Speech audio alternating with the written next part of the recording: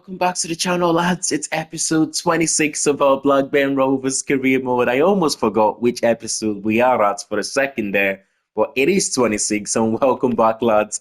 In the last couple of episodes, or this season, we have made a few signings. I've got to say, signings that have gelled in quite nicely with the rest of the team. They're only going to get better as well. Young players we have signed, the likes of Bunny and Gibbs White, Diamonde. We've brought in Wang J1. We've also brought in Flamingo. All players, they are going to get better as the season progresses.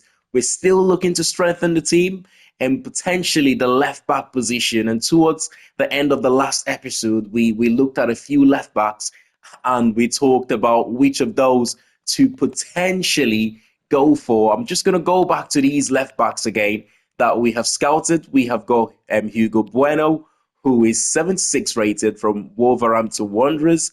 And we have got Owen Beck of Liverpool. We've got Harrison Burrows. I'm leading towards Burrows right now, I've got to say.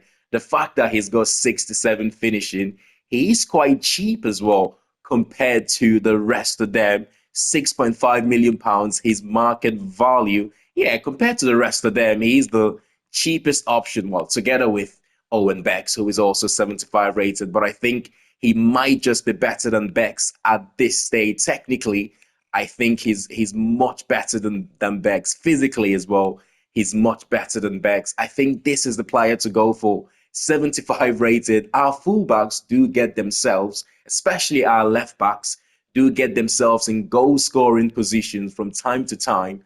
And with 67 finishing, that looks like the player to go for. Just so if he finds himself in goal scoring positions, he can finish those chances. I don't know if anyone followed this lad from his Peterborough days. He reminds me of Leif Davis, the Ipswich Town left back. Very, very good going forward. I think 15 assists or so he got in League One for Peterborough before Sheffield United went on to sign him. And he's scored 2 goals in the last 3 games in real life for Sheffield United at the point of recording this as well. So he's quite good going forward. I think we can get him for, I'm not going to pay £14.3 million release clause behave. I think we can get him for maybe a little bit less than his market value there. I do think the fact that they were relegated last season, we can get him for less than his market value. Let's go £5 million. They're wanting Wang J1, who we have just signed this season. No way I'm going to include him in that deal. I'm happy to go back to the £5 million and see what Sheffield United have to say. They will accept it. £6.2 million. Okay, we will end it at £6 million. They should accept £6 million. Come on. I wanted to pay less than £6 million, to be honest. But yeah, that will do. Let's go ahead and sort out a contract for him. Some of you might have noticed by now, but I'm a huge fan of the Championship, you know. I think for the Premier League side, a lot of Premier League sides can massively improve their team from signing players from the Championship. So far, well, that's a reasonable offer for Harrison Burrows and 22.5k there in wages. But Crystal Palace seems to be the only team that have cracked it right now. You think about the likes of Olise, Eberechi Eze, Scott Wharton. You could sign players from the Championship that massively improves your team. And that's what we have done a couple of times in the save. You think about Daniel, we signed last season from Sunderland. Harrison Burrows, we have signed from relegated Sheffield United. And have we made any other? Walter Berger, we signed from Stoke City, a Championship player as well. You could massively improve your team from picking up players from the Championship. I will see what happens, but I might come back to do a deal for a centre defensive midfielder or a centre midfielder. I'm Hannibal Mejbri, and he looks quite decent there for someone who is just gonna, provide cover for us if we need to rotate the likes of Diamonde, Daniel, and Walter Berger. We've got 3 really solid players in that sort of CDM centre midfield positions right now. I do think we need one more. We still have the likes of Scott Travis, who we haven't managed to sell yet, and we still have John Buckley. You know how much I love John Buckley, but I think at this stage, we might just need one more centre midfielder a little bit better than those two. Have a few deals that could be completed before the end of the transfer deadline day here. Irving could join West Brom, I believe, and Callum Britton could join Southampton before the window closes. Jake Garrett, there's a pending deal to Coventry, if I'm not mistaken. And I think there's one other player. Is it McGregor to Werder Bremen or Union Berlin? One of those teams have accepted both offers for him. Let's see what happens. That would leave us quite thin in terms of the players available on the reserves, but it doesn't matter because I don't like to have a big squad anyway. I just like to have enough quality on the bench. But other than that, I don't like a massive squad. I just think it leaves too many players unhappy with game time. If we need to go into the youth academy and promote one or two players, if we end up having injuries, I'm happy to do that. But in the meantime, um, I do want to bring in a midfielder, either a CDM or a box-to-box midfielder. I do want to strengthen that position, but we still have Travis who can play there. We still have John Buckley who can play there. And we still have Todd Cantwell that from time to time, I do play him in one of those box-to-box midfield positions as well. I would need to either need to get rid of Travis or Todd Cantwell to be able to bring in a midfielder. As long as we have both players in the team, it doesn't make sense to go bring in another signing. But we've got 10 hours of transfer deadline day. Let's try and get through them as quick as we can. Here is a deal completed then. Who is this? I'm not quite sure. I think it's Callum Britton completing his move to Southampton. £3.2 million we have managed to pick up for him, by the way, which I think it's quite good. We've got Wang Jae-won in that right back position now. And of course, we have got Joe Rankin Costello. McGregor has completed a move to Werder Bremen as well. The deals are just going through thick and fast right now. It's an F. Apparently, we could have got £1.5 million for that deal. Aaron Irving as well to West Brom and for the remainder of the season. 9 hours to go. Any more deals to be completed? I think there are a couple more. Who knows? We might find ourselves with a transfer offer. Here is Jake Garrett. He will be joining Coventry as well. It's not a loan, it's a permanent deal for £3 million. So we have brought in a fair bit of cash there from the sale of Jake Garrett as well as the goalkeeper McGregor. So in terms of squad depth, I'm happy with the squad depth at the moment. We've got 22 players, and to be honest, 22, 23 a man squad I like to work with anyway. It allows me to keep as many players as possible happy. And as I've said, if we do pick up a few injuries, we can always go to the youth academy and promote one or two players. That's what the youth academy is for, in my opinion, to utilize it that way. It gives you the option to promote players as well. But in terms of quality, I'm not quite happy with the quality on the bench. Not all of them anyway, but like I said, we can't go from 0 to 100 in 1 or 2 seasons. This is a process. It's gonna take a while for us to get there. And I've got covered in midfield, Buckley and Travis. Unless I do manage to get rid of either Cantwell or Travis, I will not be bringing in any other midfielder. I've got a cover for centre back Flamingo. He can also play as a centre defensive midfielder. By the way, I've just realised if we need him to, he'll slot into that CDM position quite seamlessly. Nene, he'll give us cover in one of those two strikers' position. We've got Leonard as well, who will give us cover there. Todd Cantwell, number 10. We've got Costello cover for right back. We've got Pickering cover for left back. We've got a backup goalkeeper. And of course, on the reserves, we have got Arthur and Terry. Both players will probably never play a game this season. But yeah, I do like the squad depth that we have at the moment. And if opportunity presents itself where we can move one or two players and replace them with better qualities, then we can explore that. But at the moment, I'm quite happy. We've got a few offers here that I'm gonna straight out reject them. Sumaila Koulibaly, Nottingham Forest are offering us almost £30 million for him. It's not the time to sell our best centre back. Come on. They're relegated anyway. They are a championship team this season. Why will he want to drop down to the Championship when he can play Europa League football with us this season? Nene to Everton as well. I'm going to reject that one. Too late to try and do a deal there. And Terry, I'm going to reject as well, purely because it's going to leave us short. I do like the 22-man squad that we have got at the moment. If I was to go before the transfer deadline day comes to an end, Leicester City and the likes of Feyenoord, Celta Vigo as well, putting in offers for our players here. Hayden Carter, that is a no. He's our captain for the season, or pretty much going to be our captain for the season, given that Travis not going to play too many games. It's a shame that we haven't got offers for him, by the way, as he's a player that I would ideally want to move on. Feyenoord, we're going to reject this for Bazunu and also reject the offer as well from Celta Vigo. He's too important for us, Gavin Bazunu. He's going to be our first choice. He makes some crucial saves. He keeps us in so many games, by the way. But anyway, 1 hour now to go on the transfer deadline day. I don't think we're going to be making any more changes to the team. And we're going to keep the rest of this team, the rest of the squad, until the January transfer window opens. Let's take a look very quickly here. And some of the biggest or some of the most expensive deals that have been done in the Premier League, as well as some of the other top leagues as well. Let's take a quick look. You have got Valverde to Chelsea, £145 million.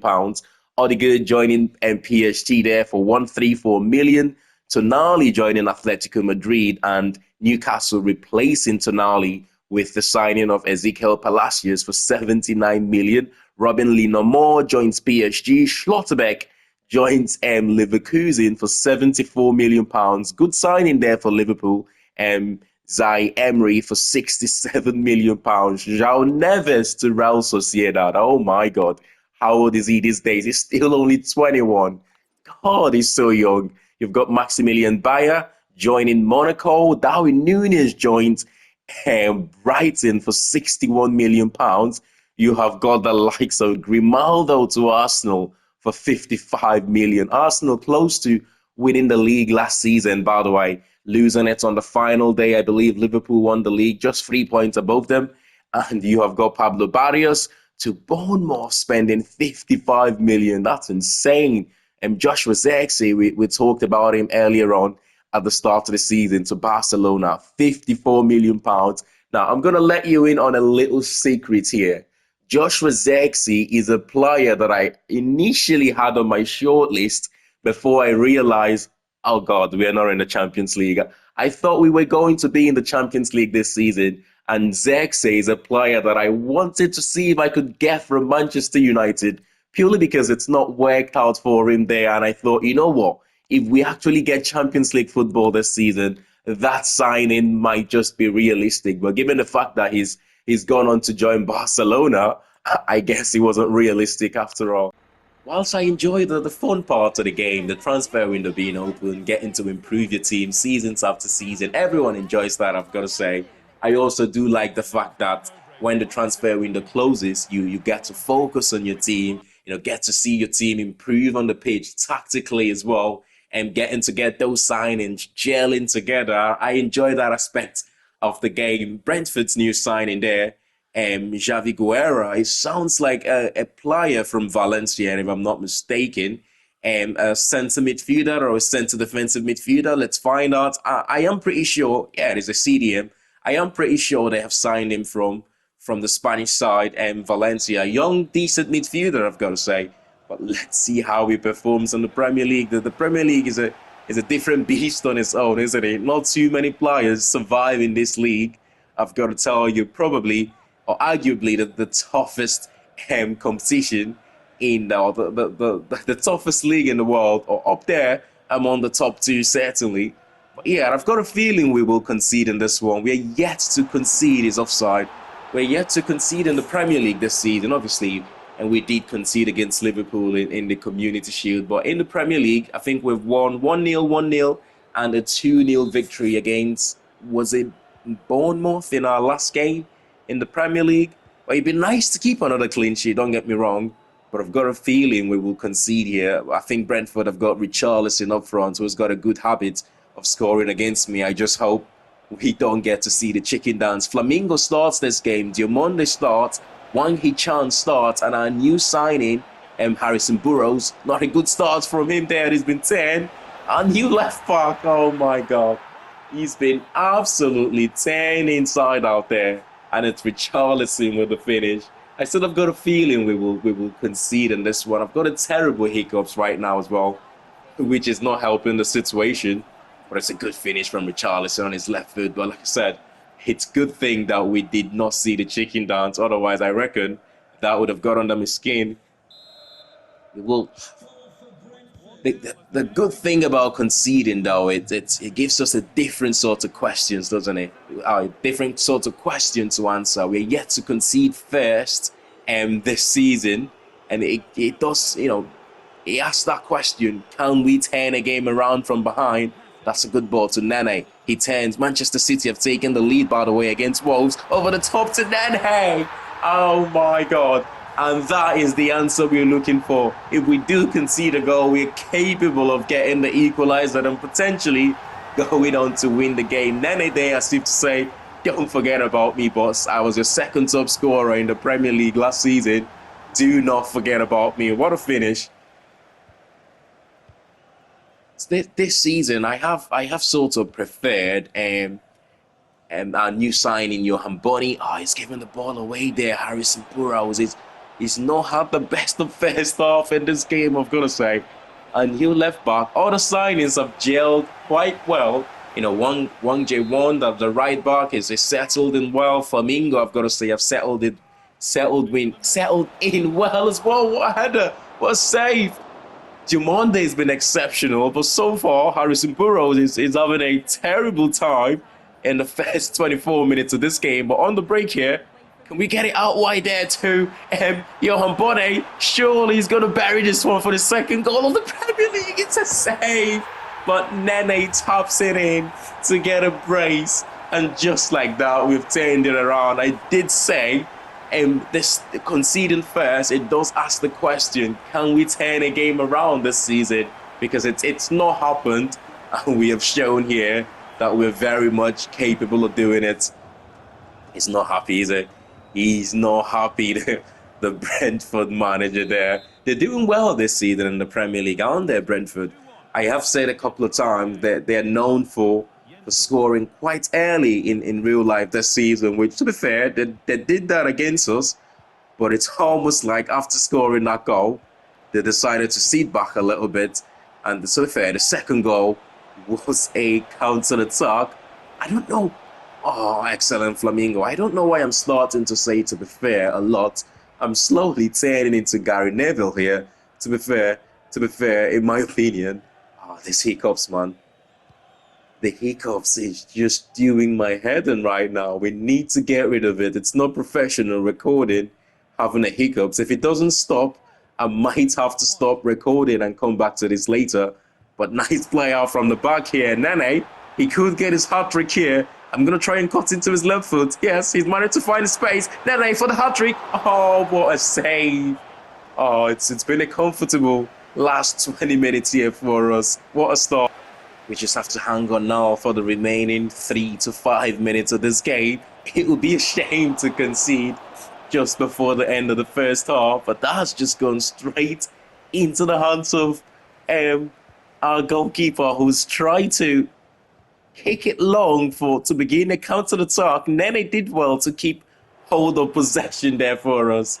Oh, excellent. Excellently positioned by the Brentford centre-back to stop that through ball there. But we go into the break, 2-1 advantage. Considering we conceded a goal very early in this game, it's been nice to see that we're capable of coming from behind to 10 games around.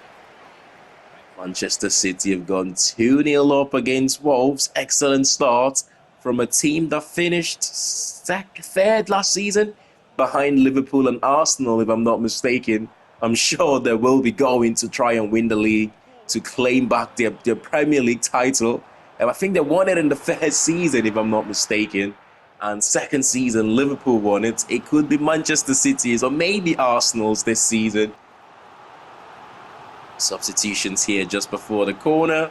Dolenberger, Nene being replaced by Buckley. Travis as well is coming on for the remainder of this game.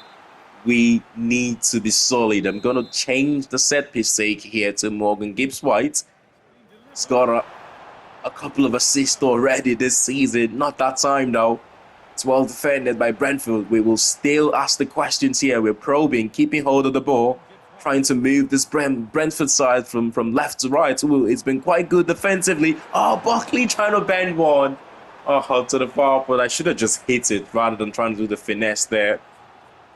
Come on. They have caused us troubles from corners in this game, man, Brentford, which is not a surprise. They are a team known for their set-piece ability. But Harrison Burrows there, I'm not sure why our left back was the one leading the attack. But nice touch there, nice pass as well to Leonard, trying to take on his man on the outside.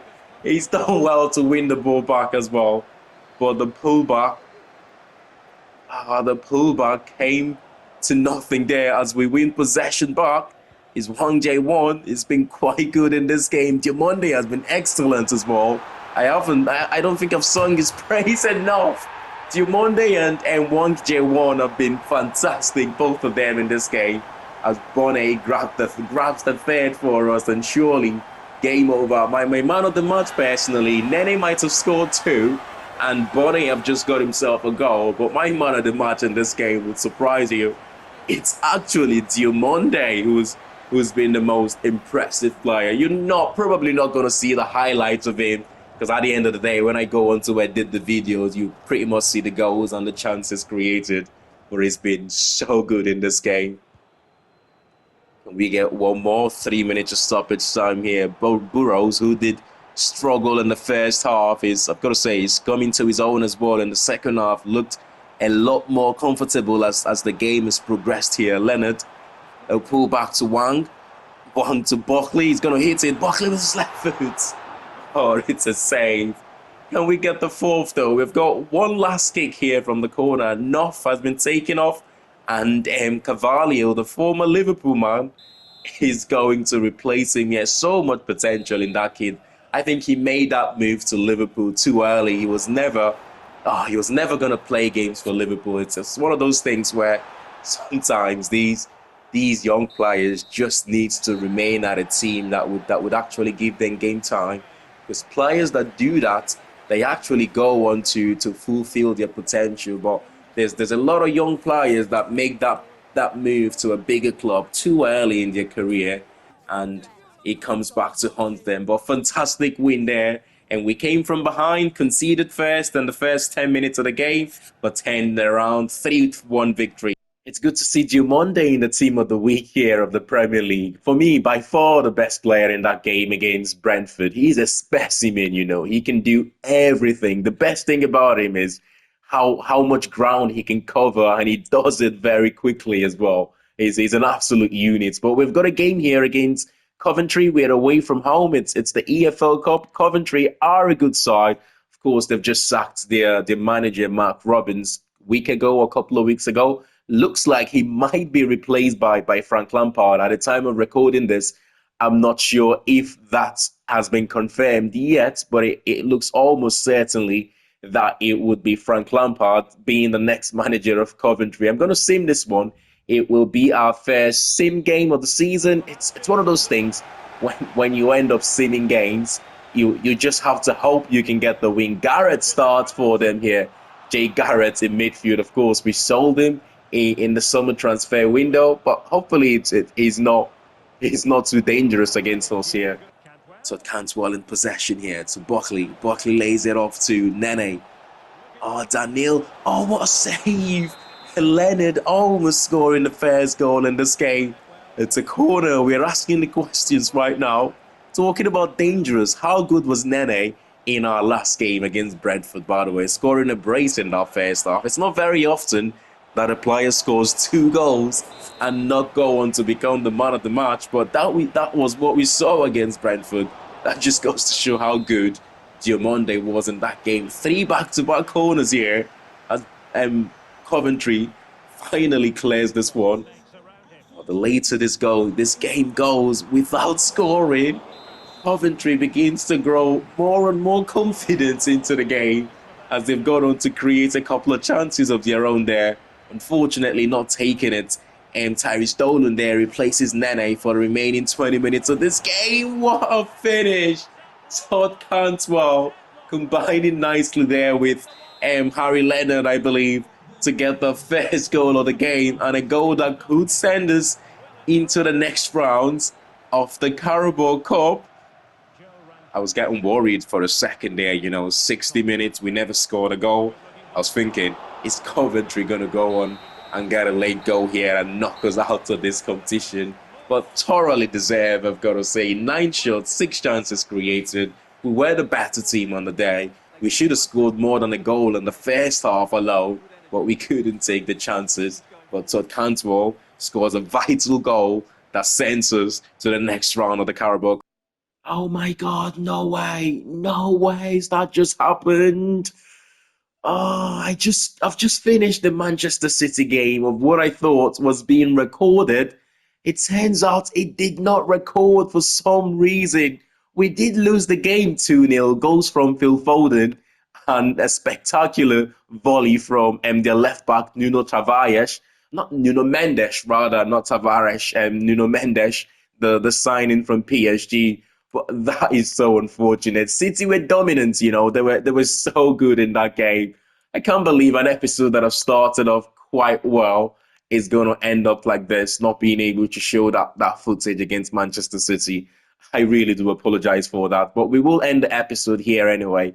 Our next game is against Rennes. Let's see whether we do have the group stage table now. The likes of Club Brugge, Feyenoord, or the teams in the Europa League, I should say. In our group phase, this is some decent teams in there, some really good teams. Wolfsburg are in there, Bologna are in there, Atletico Bilbao are in there, and Marseille are in there. We know that one of the teams that we will be facing in the group phase. Manchester United are in there, Rennes as well, which will be our first game. Fiorentina, Porto, some decent teams in there. But given the teams that we have to face, the likes of Rennes, we've got Twente, Bologna, we have got Dynamo Kiev, Karabag, Marseille, and I believe Lech Poznan and Hajduk Split there, the Croatian side, I want to say. I might be completely wrong though, but I want to say Croatian side. But we should have enough to definitely finish in those sorts of playoffs places if we are not able to finish in the automatic sort of places to take us to the next round. But one of the unfortunate thing in that Manchester City game was we picked up 2 injuries in that game to Harrison Burrows and Daniel. I'm not quite sure how serious these injuries are at the moment, but let's take a look. Okay, he's out for 3 months, Daniel, with a broken toe. That's unfortunate. Harrison Burrows is only out for 5 days, but 3 months we're going to lose Daniels for. We should have brought in a midfielder, shouldn't we? We should have brought in a midfielder, but it is what it is. Injuries happens from time to time. It's one of those where you just have to suck it up and manage it really. But smash a like on the video if you have enjoyed this one. I really do apologize that I cannot show you the Manchester City footage because for some reason it did not record. But I'll see you all in the next one for our first Europa League game of the season. Thanks for watching and bye for now.